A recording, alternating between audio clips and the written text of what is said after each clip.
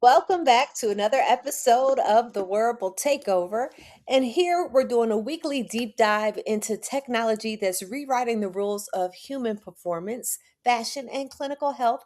I am Lakeisha Greenway, also known as Coach L, your host, as well as the founder of Wearable Tech Ventures.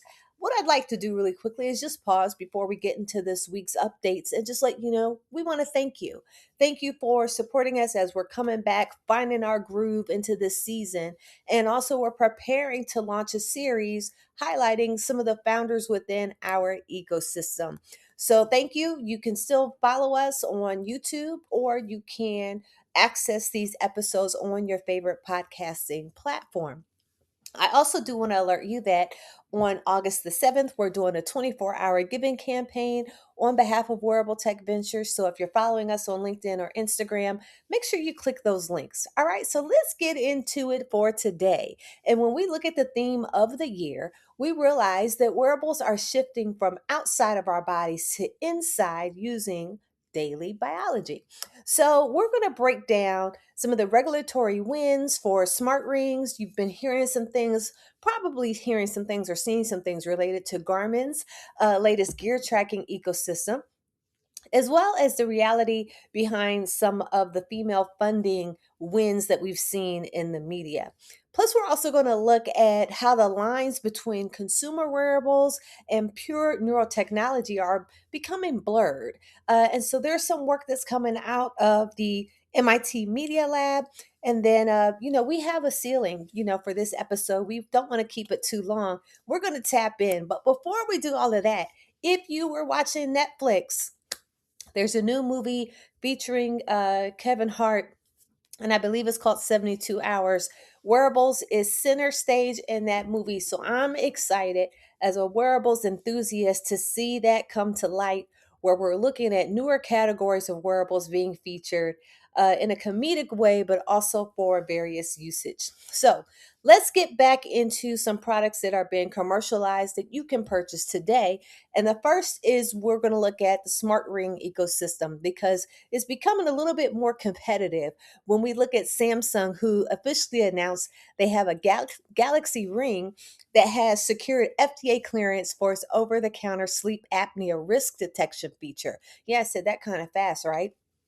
So, you guys know, if you've been watching me, I was on the Tamron Hall show featuring one of the ecosystem startups, Baritone, which does sleep apnea detection and diagnosis. So this is kind of cool to see Samsung come into the play with the over-the-counter sleep apnea risk detection feature. So what we're going to see is some competitors in the marketplace. They're going to be tracking some nighttime breathing disturbances, but Samsung is the first to land this clinical stamp.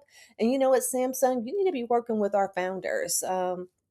Dr. Megan Pitcher of Baritone. Maybe there's some, similarities or some knowledge there that you can incorporate because it's complementary, and we believe in supporting female founders here. All right, but let's get back to Samsung. So when you look at their new development, it actually acts as a passive early warning system, and it analyzes blood oxygen drops through the night to alert you exactly when it's time to see a physician.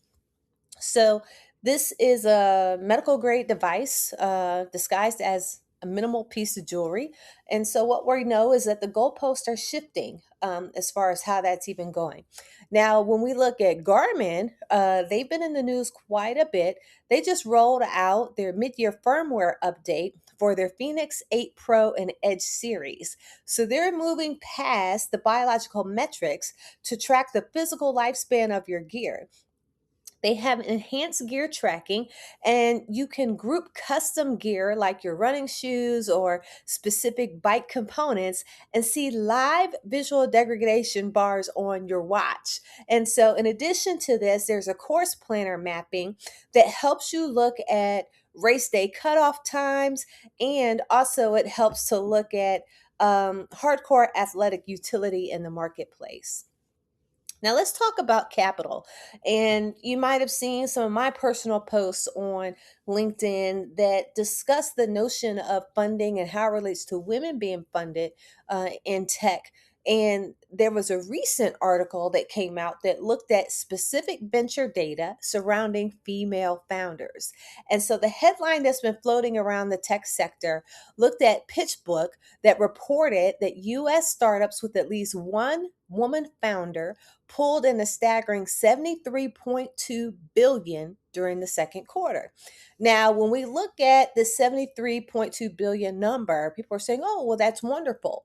Well, there's a difference in the data because about 89 cents of every single dollar in that total went to one company, Anthropic. And no, we're not hating. We're not hating. Co-founded by President Daniela Omada. I hope I say her name correctly.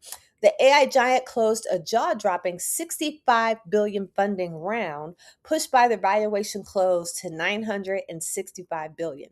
So if you take Anthropic out of the equation, the remaining female founded startups split just 8.2 billion combined. So we got a lot of work to do. So, what does this mean ultimately when we look at health and wearables? So, ultimately, it just means that venture capital is hyper concentrated into foundational AI infrastructure. And so, I've seen some posts from other angel investors, particularly in the DC area, that talk about the disparities of startups raising that are AI native versus those that are not. So, I'm wondering, share in the comments and let us know what are your thoughts when it comes to that. But when we look at this historic raise, with a female led AI firm that's on the brink of $1 trillion valuation, hopefully we can see some of that investment rolling into other startups, or perhaps it can help put a focus on the magic that happens when you do have a woman led startup and the value that they bring to the marketplace. So, overall, we know that early stage hardware innovators are still fighting for smaller seed checks. And one of the things that we're doing here at Wearable Tech Ventures is working to eradicate that. So if you are an angel investor or an LP, reach out to us. We have some opportunities pending where we'd like to introduce you to some amazing startups within our ecosystem that we vetted and that we believe are worthy of your investment and your support as they matriculate. All right, so now let's move over to Neurotech. And as you know, we have been strong advocates of some of the work that's coming out of Neurotech that impacts the overall wearable tech ecosystem. But despite some tight funding in the past, there's been some breakthrough engineering that's been taking place. And you can see some of this on display right now at the MIT Media Lab. And so they just announced some enabling grants. It's called WHX Enabling Grants. And there's two projects that are rethinking brain and body wear. So, first we have Dr. Patty Mays, who is a leading project investigating slow wave sleep enhancement to actively combat neurodegeneration and cognitive decline in aging. And so, we've been working with the NIH for quite a while.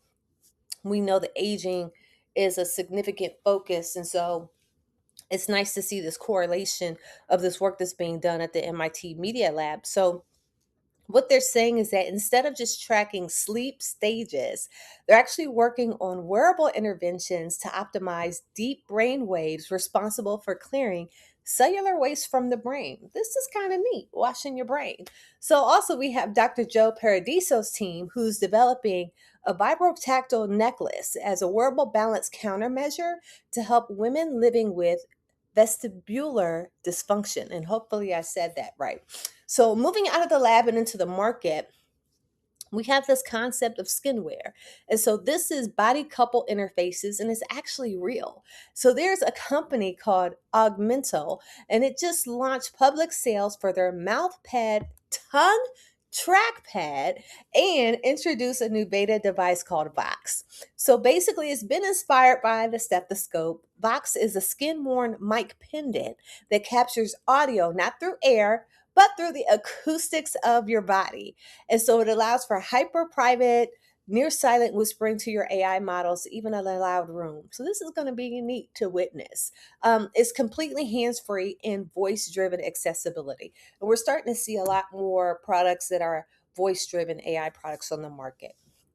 So if you think that brain wave monitoring requires like a bulky headset, think again, think again. We love companies like Neurable. Shout out to Neurable. We love you guys over there.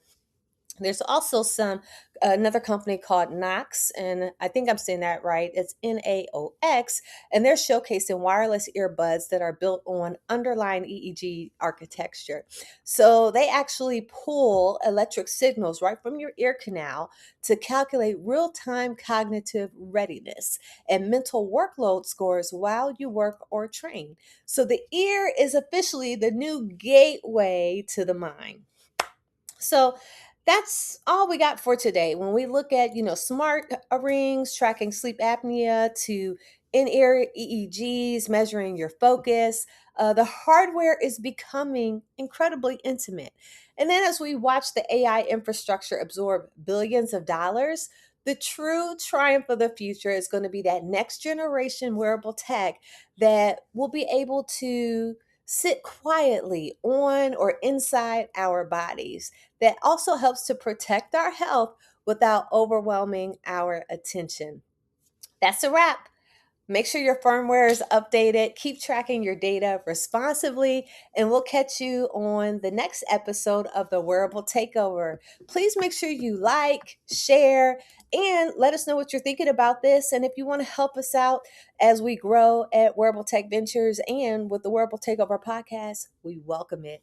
Peace.